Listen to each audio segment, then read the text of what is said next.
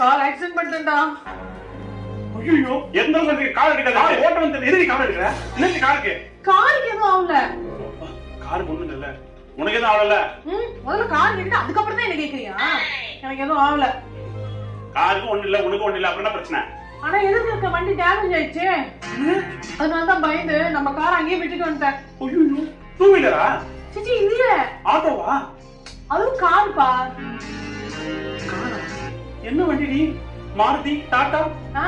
மாருதி டாடா எனக்கு தெரியுமே. மாருதி டாடா எவ்வளவு பெரிய கம்பெனி. ஏய் மாருதி வேற டாடா வேற. அதான் ஆனா அவன் இருக்கல. கியா? இல்லப்பா. ஸ்கோடா? Volkswagen? அது மைக் மோகனா. ஏய் ஹோண்டா? ஹுண்டாயா?